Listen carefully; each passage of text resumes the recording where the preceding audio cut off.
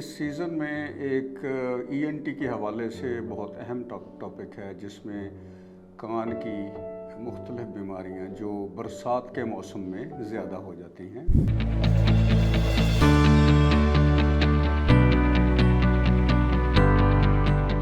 कान जिन लोगों के अक्सर पहले से बह रहे हैं, तो उस बरसात के मौसम में उनका बहने में ज़्यादती हो जाएगी, वो तो ये चांस होता है। और दूसरा, इसी मौसम में कानों में फंगस भी होती है और उससे इचिंग होगी, पेन होगी कानों में। और बरसात के मौसम में क्योंकि ह्यूमिडिटी की वजह से जो अगर कान के अंदर वैक्स पड़ी है वो भी स्वेल अप होके कान को बंद कर सकती है, तो उससे भी फिर मसला होगा। तो ये दो तीन तरह की हैं चीज़ें कि बहने वाले कान जो है दायमी बहने वाले, जिसको क्रोनिक सुपरेटो ओटाइटिस मीडिया हम मेडिकल की टर्म में कहते हैं, कान में सुराख हुआ होता है और कान बहते हैं, वो इस मौसम में ज़्यादा बहना शुरू कर देते हैं।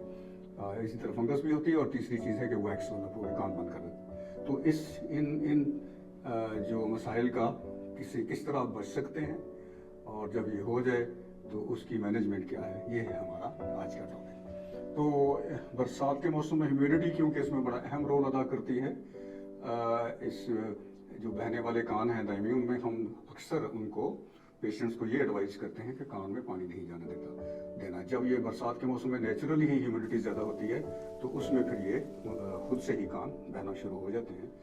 और दूसरा, फंगस भी इसी क्योंकि नमी में फ्लेयर अप करता है, ज़्यादा ग्रो करता है, तो इसलिए अक्सर देखा गया है कि फंगस भी इस बरसात के मौसम में कान की ज़्यादा होती है, जिससे ईचिंग होगी और पेन होगी। इसी तरह जो वैक्स है वो स्वेल अप होकर वो पेन भी कर सकती है, कान बंद भी कर सकती है। ये सब चीज़ों से बचने के लिए ये है कि इस मौसम में ख़ास तौर पे कानों में पानी ना जाने दिया जाए। यानी आप या तो ईयर प्लग्स यूज़ करें या फिर ज़्यादा बेहतर ये है कि कॉटन जो है उसको तेल में भिगो के निचोड़ के कान में रखें नहाते वक्त और नहा के निकाल दें। ये उन लोगों के लिए है जिनमें ये मसाइल अक्सर होते हैं बरसात में, हर बंदे के लिए नहीं है।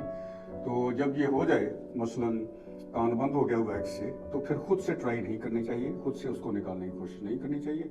खुद से निकालेंगे तो कान को और डैमेज करेंगे और उससे इन्फेक्शन भी हो जाएगी और मसला बढ़ जाएगा। इसी तरह फंगस जो है उसको भी खुद से ट्रीट नहीं किया जा सकता, इसके लिए भी किसी मुआलिज की हेल्प की ज़रूरत होगी। लगता है बाजार के खाने बहुत खाते हो। जी डॉक्टर साहब, मैं ये मेडिसिन प्रिस्क्राइब कर रहा हूँ, वो आप ले लेना। अब कोई भी मसला हो तो मरहम से डॉक्टर की ऑनलाइन कंसल्टेशन बुक करो, क्योंकि डॉक्टर से बात होगी अब घर पर। तीसरी चीज़ है वो जो दायमी बहने वाले कान, उसमें तो ये प्रिकॉशन होगी और जो भी एयर ड्रॉप से उसकी ट्रीटमेंट है वो भी करनी पड़ेगी। तो वो तो एक अलग से बात है, वो तो पहले से चलता हुआ मसला जो आ रहा है, उसकी जो प्रिकॉशंस हैं कि पानी नहीं जाने देना और कुछ ड्रॉप्स डालने हैं अगर बहने लग गया, सफाई करनी है। तो इन तीनों चीज़ों में कान की सबसे पहले सफाई ज़रूरी है। चाहे बहने वाला कान है उसको भी खुश्क करके ड्रॉप्स डाले जाएंगे। इसी तरह फंगस है, जब तक उसको हम निकालते नहीं, यानी एक वैक्यूम सक्शन के ज़रिए नहीं निकालते, आजकल यही तरीका है, कोई हुक्स वगैरह यूज़ नहीं करते हम उसके लिए, वैक्यूम सक्शन से ईयर सक्शन होगी। उसके बाद चाहे कोई एंटी फंगल क्रीम्स हैं या ड्रॉप्स हैं, फिर ही वो काम करेंगे।